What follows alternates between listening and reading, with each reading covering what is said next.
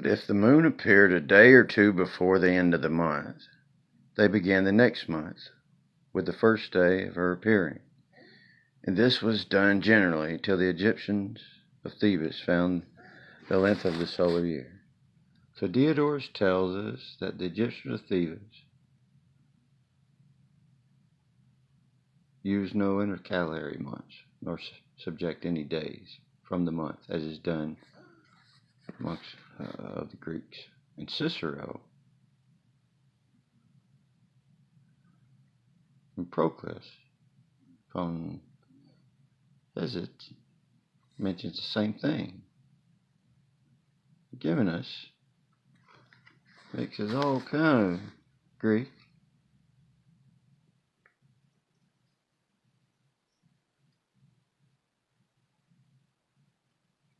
You read that later.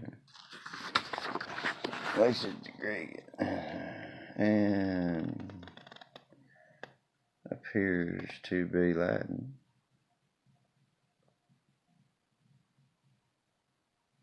Together.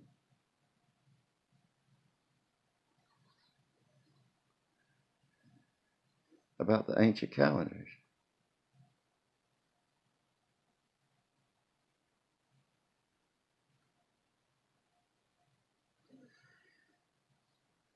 The ancient calendar of the Greeks consisted therefore of 12 lunar months, and every month of 30 days.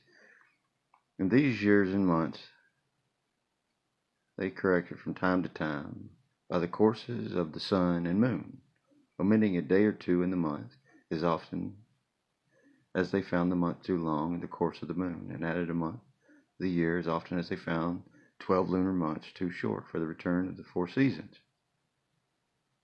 Obolus, one of the 7 wise men of Greece,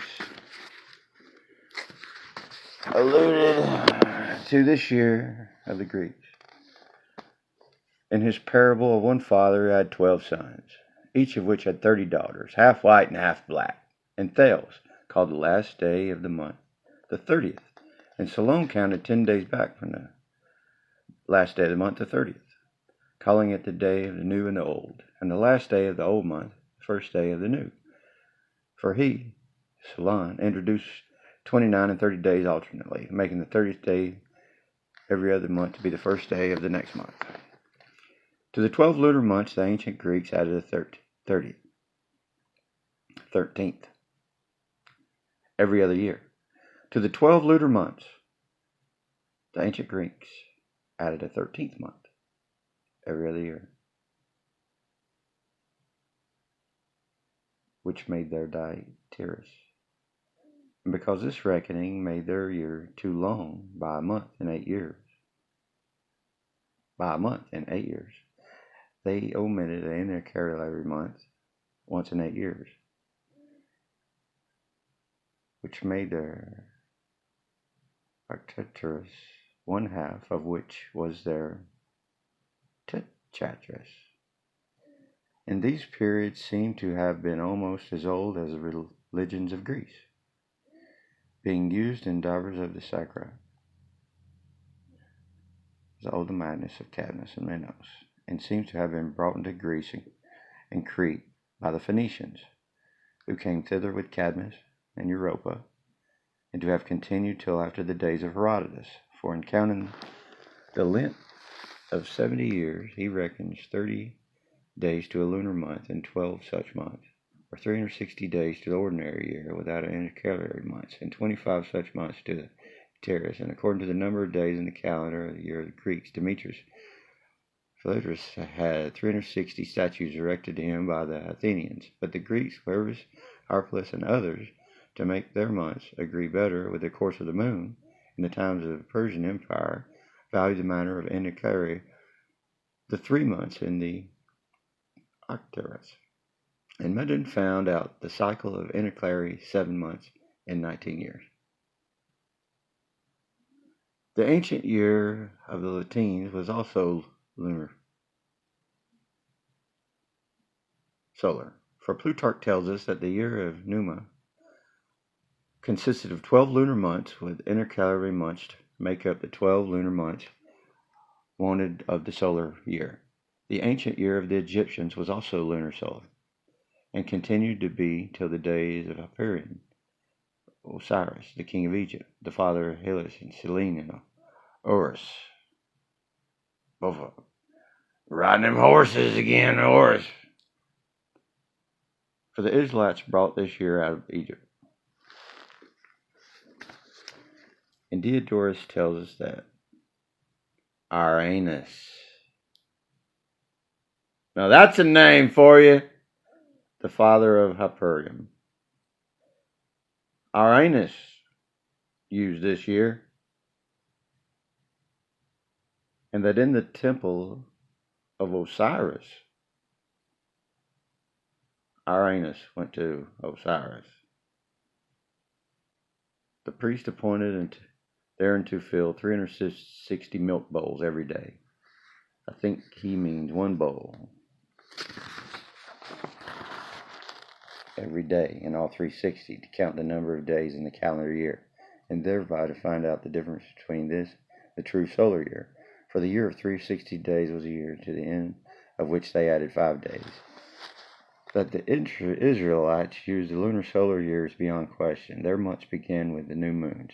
Their first month was called Abib, from an earing of corn in that month. Their Passover was kept upon the 14th day of the 5th month. The moon began then in full. And if the corn was not then ripe enough for offering, the first fruits, the festival was put off by adding an intercalary month to the end of the year. And the harvest was got in before the Pentecost, and the other fruits gathered before the feast of the 11th month, 7th month. Oh man, I'm allergic to that. Corn.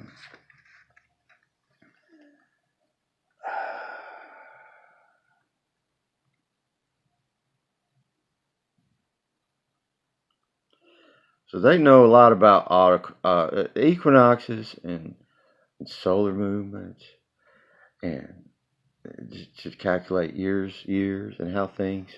And there's a lot about lunar and solar, and there's a lot about going back to Berosus tells us that the Babylonians was also lunar solar for this year, also used by the Samaritans.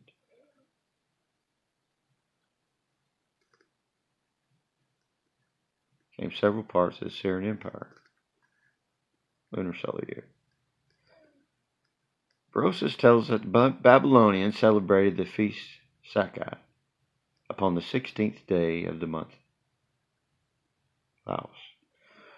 Berosus tells us that the Babylonians celebrated the feast Sakai upon the 16th day of the month Laos. Saying in November, beginning, and we're going to get the middle and have the feast, and 5 days, and 7 days, lasted 7 days.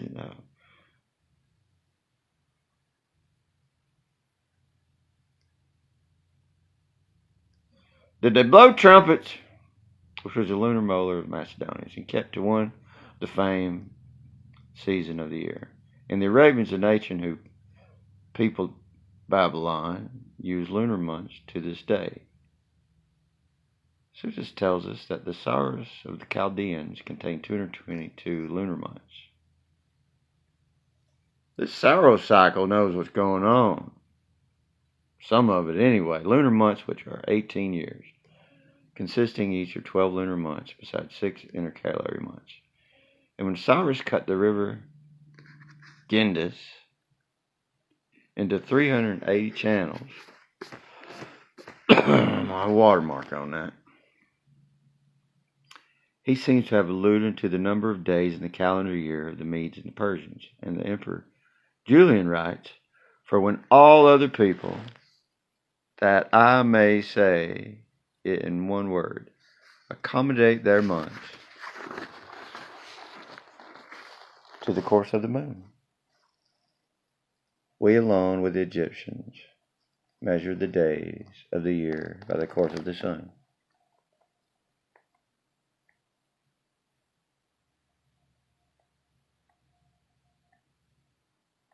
Helio Risings, Strabo, and Diodorus ascribe the invention. We'll talk about the sphere, the Argonauts. Ascribe the invention to the Egyptians of Thebes. Because they were spinning solar year to consist of 12 months, 5 days. The Theban priest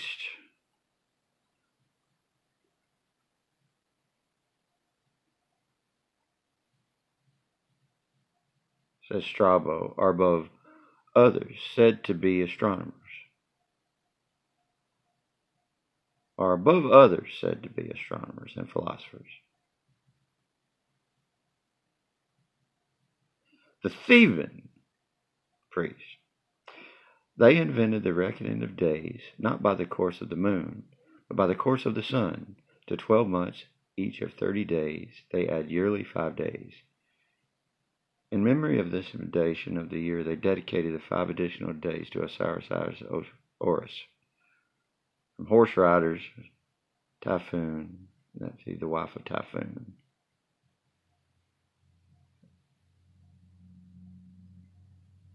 Meaning the whole days were added to the year when the 5 princes were born. That is the reign of Uranus, or Ammon, the father of Sephet, the golden circle, and there's cubits, and they divided things into parts to figure out how to tell time, just to figure out how to read a book, to know when happened what,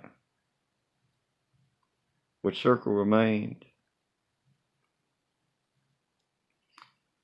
And they applied it to navigation and astronomy.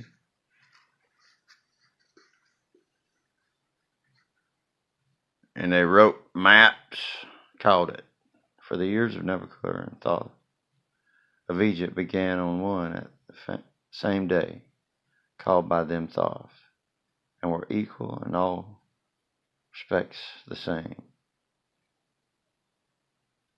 Began the 26th day of February in the old Roman year, 747 years before the Vulgar era.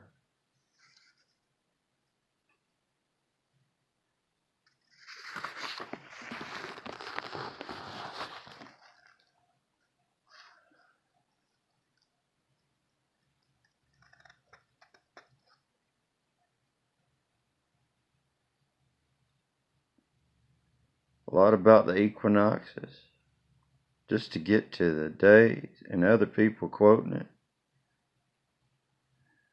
And even Julius Caesar correcting it again. The Kalends of May, adding a day every 4 years and made it the year of the Romans.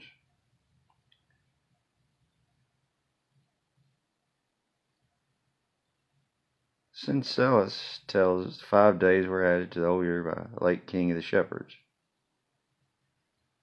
And the difference, the time between the reign of this king and that of Ammon is but small. For the reign of the shepherds ended not but 1 generation or 2. Ammon began the whole those days, but the shepherds minded not arts and sciences.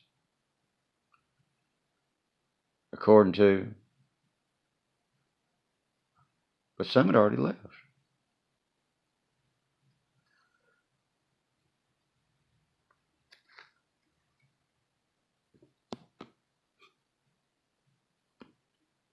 And this gave the first astronomers who formed astronyms to place the equinoxes and solstices in the middle of the constellations.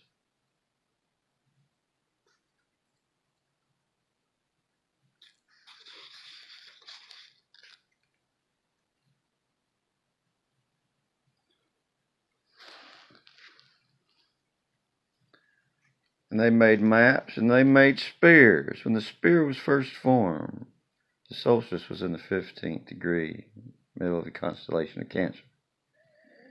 Then it came to the 12th, 8th, 4th, 1st.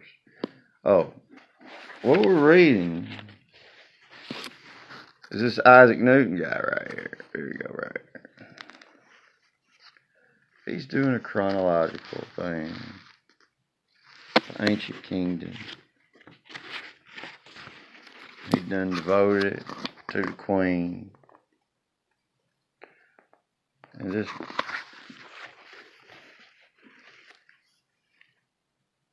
the history, this variety of opinions preceded the precession of the equinoxes.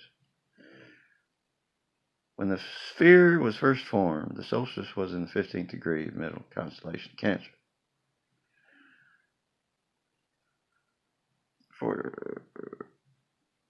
In describing the sphere, the ancients placed the solstices and equinoxes in the middle of the constellations. Aries, Cancer,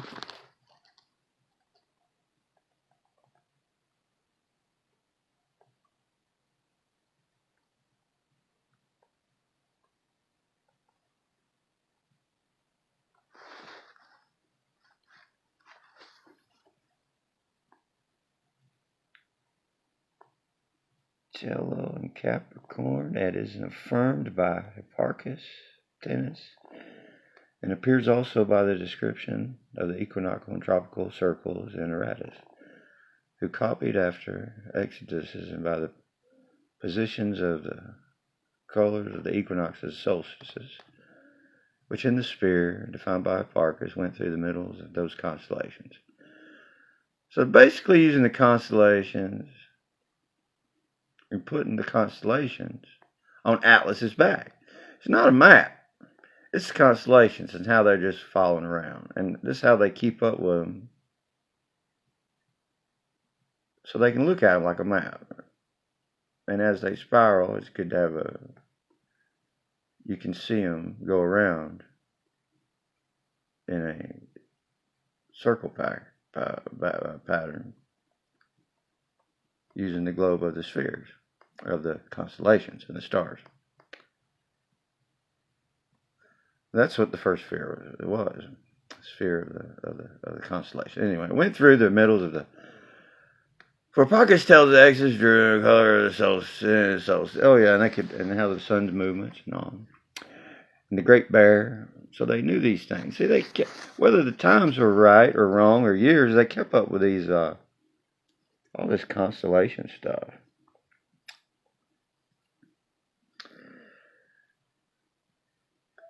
One of the earliest references right here.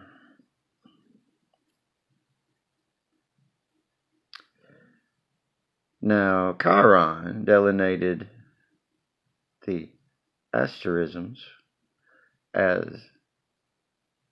the ancient author of Gigantomachia, cited by Clemens Adranus, informs us for Chiron was a practical astronomer, as may be understood also of his daughter Hippo, and Mucius, the son of Eumolpus,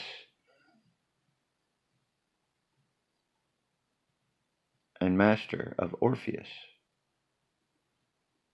and one of the Argonauts, made a sphere, and is reputed first among the Greeks, who made one to use the constellation on the Exodus, on one Exodus. Oh, I added all that. Who made one? And the sphere itself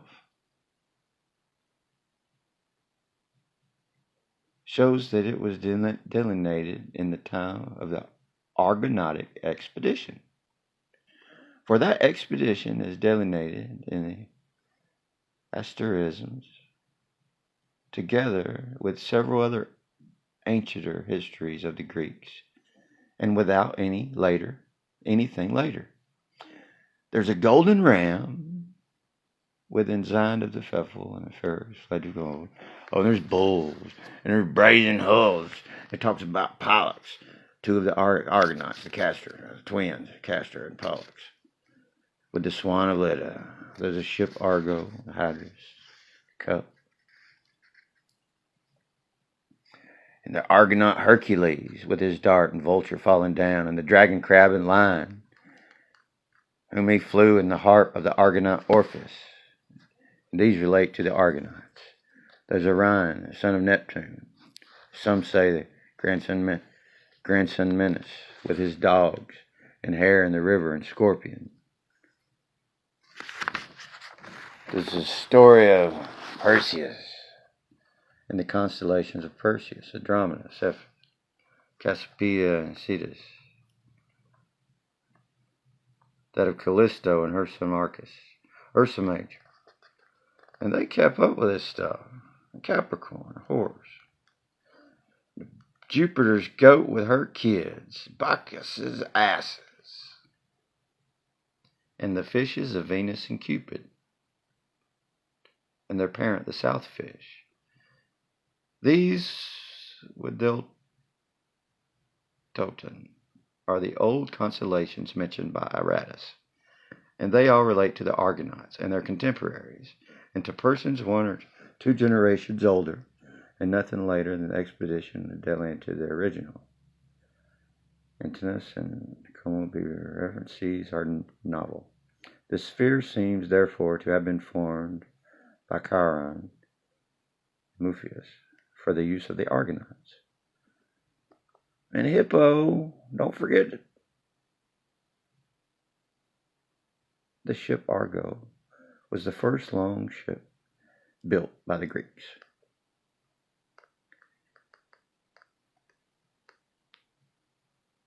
They used round vessels and burden before.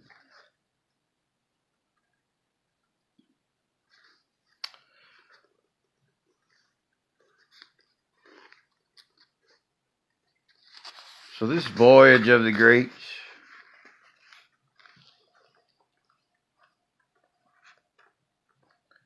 keeping up with the equinoxes and the constellations and how they got on down the river.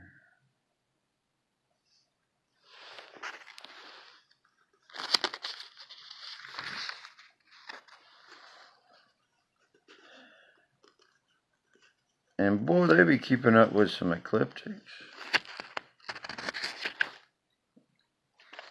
For signs and seasons.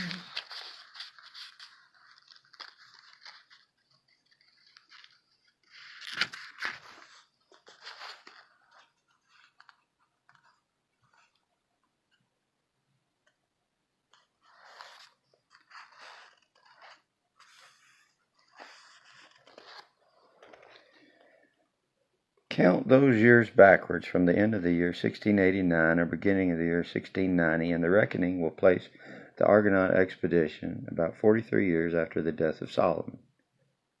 By the same method, the place of any star in the primitive sphere may readily be found, counting backwards 1 sign, 6 degrees from the longitude which it has to the end of the year of our Lord, 1689. So the longitude on the first star of Aries in the end of the year 1689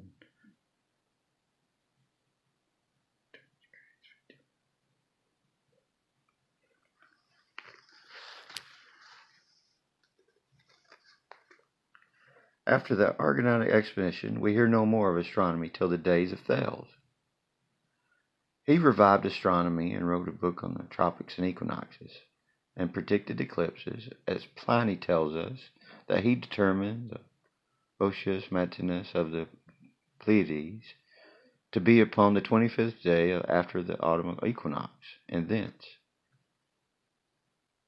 Petavius computes the longitude of Pleiades, and by consequence, the lucidity Pleiadium had, since the Argonautic expedition, moved from the equinox 4 degrees 26 in this motion after the rare 72 years to a degree. Answers to 320 years. Count these years back from the time in which Thales was a young man fit to apply him to the astronomical studies, that is, from the 41st Olympiad, and the reckoning will place the Argonautic expedition about 44 years after the death of Solomon, as above. And in the days of Thales, the solstices and equinoxes, by this reckoning, will have been in the middle of the 11th degrees of the signs. Thales publishing his books about the tropics and equinoxes might lean a little to the opinion of former astronomers so as to place them in the 12th degrees of the signs.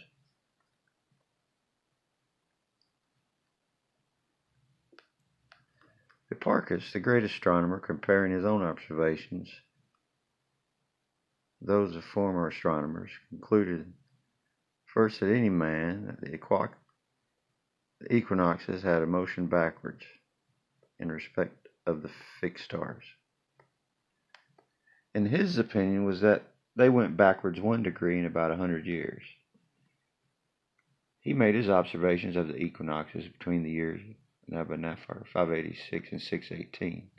The middle year is 602, which is 286. The equinox must have gone backwards, he says, 4 degrees. The 4th degree varies. So they're noticing something either going backwards or something going forwards different. Or something where they can't accurately keep up with a second atomic clock. They're off. Or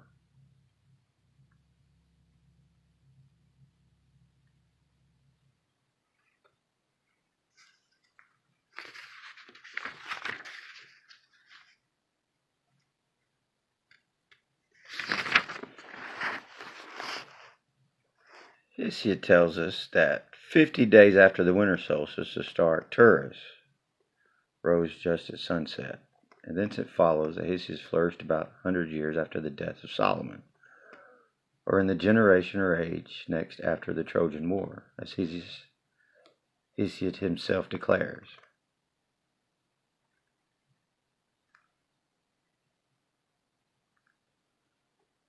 We may reckon it certain that the Argonaut expedition was not earlier than the reign of Solomon. And if these astronomical arguments be added to the former arguments taken from the mean length of the reigns of the kings according to the course of nature, from them we may safely conclude that the Argonautic expedition was after the death of Solomon, and more probably that it was about 43 years after it. The Trojan War was 1 generation later than the expedition, and was set above several captains of the Greeks in that war, being sons of the Argonauts. And the ancient Greeks reckoned Menes, king of Egypt, reigned in the time of the war.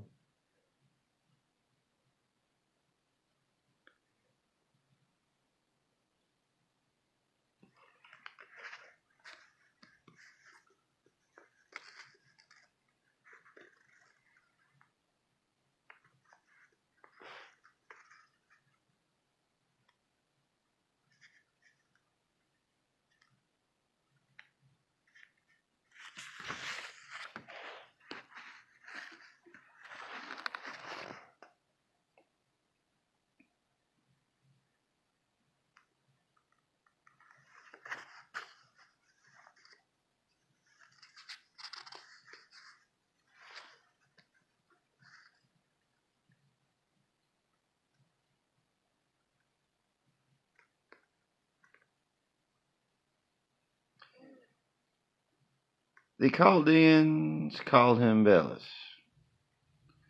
which in their language signified the Lord.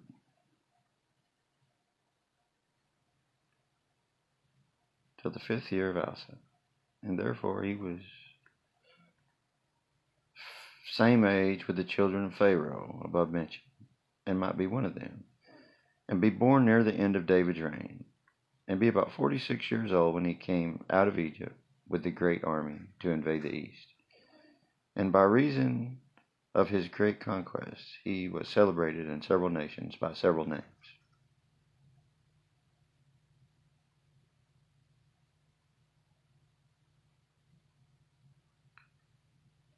The Arabians called him Bacchus, which in their language signified the great. The Bajarians and Thracians called him Mars, which signified the valiant.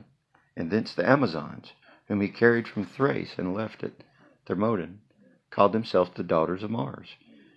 The Egyptians, before his reign, called him their hero or Hercules, and after his death, by reason of his great works done on the river Nile, dedicated that river to him, and deified him by his name, Sihor Nilus Egyptus. And the Greeks, hearing them lament Bosire called him Osiris. Arian tells us that the Arabians worshipped only two gods, Golis and Dionysus, and that they worshipped Dionysus for the glory of leading his army into India. The Dionysus of the Arabs was Bacchus, and all agree that Bacchus was the same king of Egypt with Osiris. And Nicholas or Uranus, or Jupiter, Uranus, of the Arabians, I take to be the same king of Egypt with his father Ammon, according to the poet.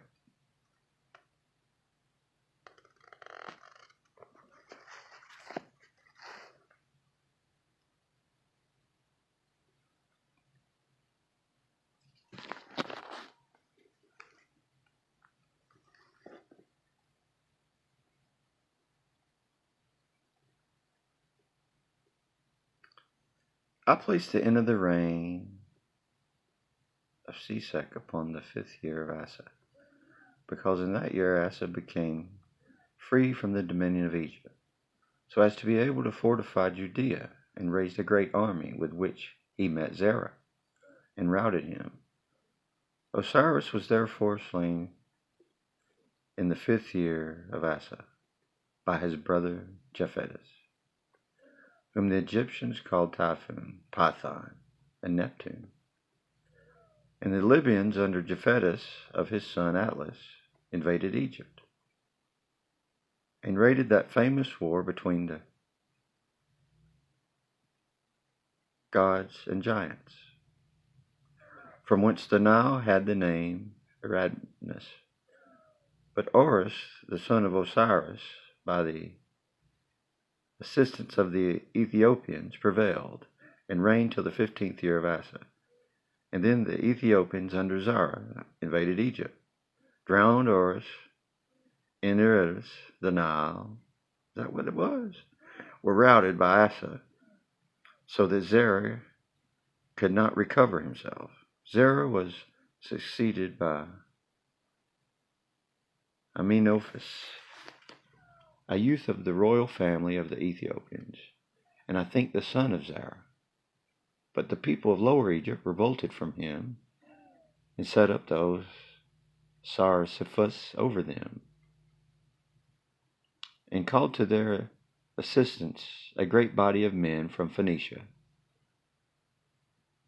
I think a part of the army of Asa, and therefore in Memphis, with the remains of his father's army of Ethiopians, retired from the Lower Egypt to Memphis, and there turned the river